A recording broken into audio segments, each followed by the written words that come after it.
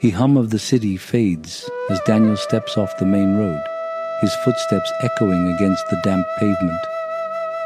A worn wooden gate stands before him, slightly ajar. Beyond it, the golden glow of lanterns flickers against the stone walls of a monastery. He isn't sure why he stops. Maybe it's the exhaustion, the restless feeling in his chest, or the gnawing sense that something inside him has unraveled. Inside the courtyard, a monk in saffron robes sits beside a lotus pond. His presence is still, unshaken, as if he exists beyond the passing of time. Daniel hesitates, but the monk looks up and gestures to the empty space beside him. Without a word, Daniel sits. For a moment, neither speaks. The air is thick with the scent of incense. Then, the monk finally asks, "Who are you?" Daniel exhales, rubbing his temple. "I don't know anymore. I feel like I've lost myself." The monk nods slowly. "And this self, where is it? What is it?" Daniel frowns, caught off guard. "It's me, my thoughts, my memories, who I am." The monk reaches down and lifts a single lotus petal from the water. Long ago, a king asked a great monk about the nature of the self. The monk asked, "What makes a chariot? Is it the wheels, the axle, the seat?" The king saw that a chariot was just a name for its parts, none of which were truly a chariot on their own. He lets the petal drift back onto the water. So too with you. Are you your thoughts, your body, your past? If one piece is removed, does you still exist? Daniel stares at the ripples spreading across the water. "But I feel like me. I feel like I exist." The monk smiles. Western philosophy has also wrestled with this question. Locke spoke of continuity of consciousness, but Hume suggested there is no self, only fleeting experiences.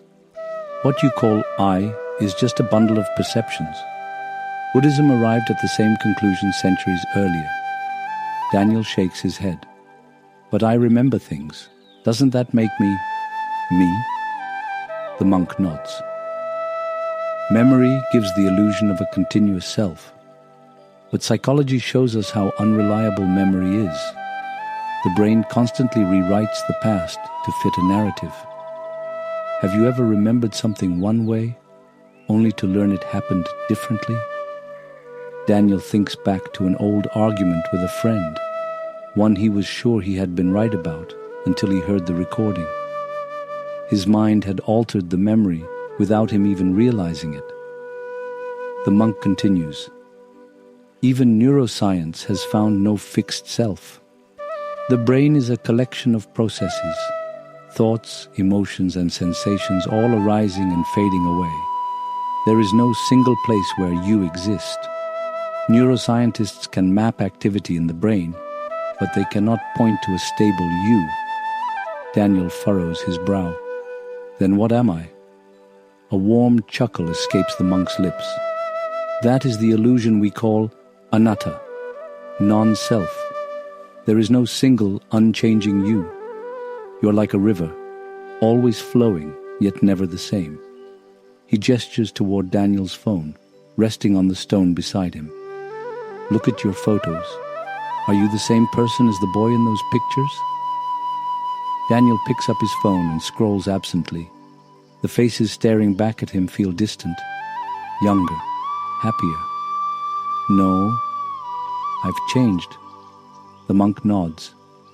"Yet you cling to an identity as though it were permanent, like trying to hold on to a flame as it flickers and shifts. The suffering you feel comes from grasping something that is always slipping away." Ajahn Suriya lifts a bowl of water and tilts it slightly. The moon's reflection trembles and breaks apart. Look at this image. When the water is still, you think you see yourself. But when it moves, the image vanishes. Does that mean you have disappeared? Daniel watches the shifting surface, something deep within him stirring.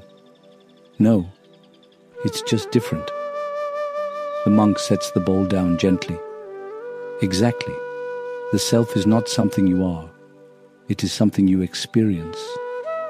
When you let go of trying to define it, suffering fades. The distant hum of the city feels softer.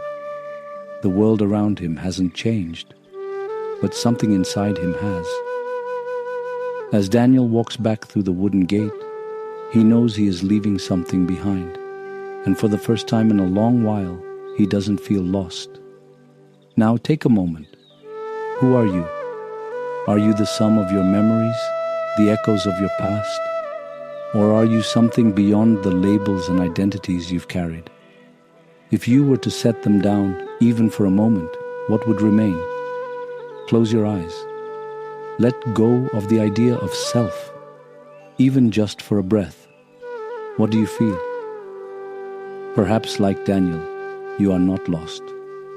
Perhaps you are simply changing, like the river, like the flame, like the reflection on the water. And maybe, just maybe, that is enough.